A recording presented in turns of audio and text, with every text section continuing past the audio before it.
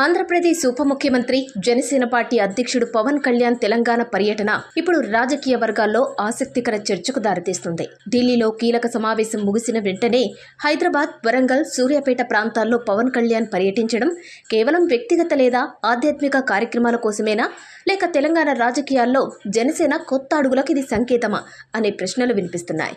వరంగల్లో అభిమానితో కలిసి గడపడం, అభిమానుల కుటుంబ సభ్యులతో మమేకం కావడం, భద్రకాళి అమ్మవారి ఆలయంలో ప్రత్యేక పూజలు నిర్వహించడం, సూర్యాపేటలో ప్రైవేటు కార్యక్రమాలకు హాజరు కావడం వంటి పరిణామాలు సాధారణంగా కనిపించినప్పటికీ రాజకీయ కోణంలో వీటికి ప్రత్యేక ప్రాధాన్యత కనిపిస్తోంది. తెలంగాణలో జనసేన పార్టీ స్థాపించబడినప్పటి నుంచి పెద్ద ఎత్తున ఎన్నికల రాజకీయాల్లో చురుకుగా వ్యవహరించింది లేదు.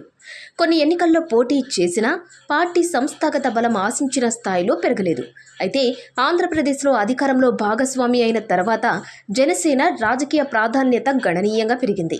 దీంతో తెలంగాణలో కూడా పార్టీని బలోపేతం చేయాలనే ఆలోచన నాయకత్వంలో ఉందనే ప్రచారం సాగుతుంది.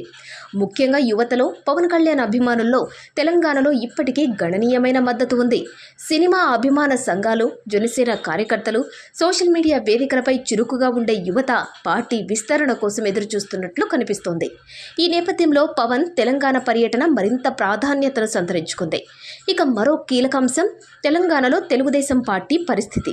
ఒకప్పుడు తెలంగాణ రాజకీయాల్లో బలమైన శక్తిగా ఉన్న చంద్రబాబు నాయుడు గారి నాయకత్వంలోని తెలుగుదేశం పార్టీ రాష్ట్ర విభజన తర్వాత క్రమంగా బలహీనపడింది. అయితే ఇప్పటికీ కొన్ని ప్రాంతాల్లో టీడీపీకి క్యాడర్ ఉంది. ముఖ్యంగా ఖమ్మం, నల్గొండ, మహబూబ్ నగర్, హైదరాబాద్ పరిసర ప్రాంతాల్లో పాత టీడీపీ కార్యకర్తలు ఉన్నారు. ఇలాంటి పరిస్థితుల్లో జనసేన, టీడీపీ కలిసి తెలంగాణలో రాజకీయంగా ముందుకు వెళ్లే అవకాశాలపై కూడా చర్చ జరుగుతోంది. ఆంధ్రప్రదేశ్లో ప్రస్తుతం రెండు పార్టీలు కలిసి పనిచేస్తున్న నేపథ్యంలో తెలంగాణలో కూడా భవిష్యత్తులో ఒక అవగాహనతో ముందుకు వెళ్లే అవకాశం ఉందని కొందరు విశ్లేషకులు అభిప్రాయపడుతున్నారు. అయితే ప్రస్తుతం దీనిపై అధికారిక ప్రకటన మాత్రం లేదు.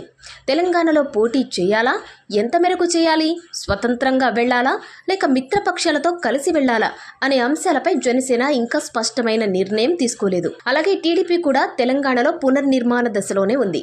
అయినా రాజకీయాల్లో సంకేతాలు చాలా ముఖ్యమైనవి. ఒక నాయకుడు ఎక్కడికి వెళ్తున్నారు, ఎవరిని కలుస్తున్నారు, ఏ ప్రాంతాల్లో ఎక్కువ సమయం గడుపుతున్నారు అనే అంశాలు భవిష్యత్తు వ్యూహాలకు సూచికలుగా భావిస్తారు.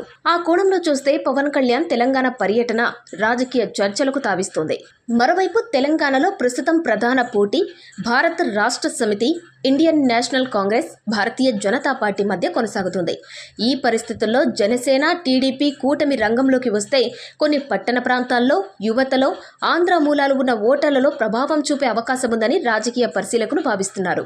అంతిమంగా చెప్పాలంటే పవన్ కళ్యాణ్ తాజా తెలంగాణ పర్యటనను కేవలం ఆధ్యాత్మిక, వ్యక్తిగత కార్యక్రమాలకే పరిమితం చేయాలా, లేక తెలంగాణ రాజకీయాల్లో జనసేన కొత్త అధ్యయనానికి నాంది అని భావించాలా అనే ప్రశ్నకు ఇప్పుడే స్పష్టమైన సమాధానం లేకపోయినా రాజకీయ వర్గాల్లో మాత్రం ఆసక్తికర చర్చ మొదలైంది. రాబోయే రోజుల్లో జనసేన తెలంగాణ రాష్ట్ర కమిటీ పునర్వ్యవస్థీకరణ, సభ్యత్వ నమోదు కార్యక్రమాలు, బహిరంగ సభలు లేదా పవన్ కళ్యాణ్ మరిన్ని పర్యటనలు జరిగితే తెలంగాణలో జనసేన రాజకీయ అడుగులు నిజంగానే ప్రారంభమైనట్టేనని చెప్పవచ్చు. అప్పటి వరకు మాత్రం పవన్ కళ్యాణ్ తెలంగాణ పర్యటన రాజకీయ సంకేతమా లేక సాధారణ పర్యటనేనా అన్న చర్చ కొనసాగుతూనే ఉంటుంది.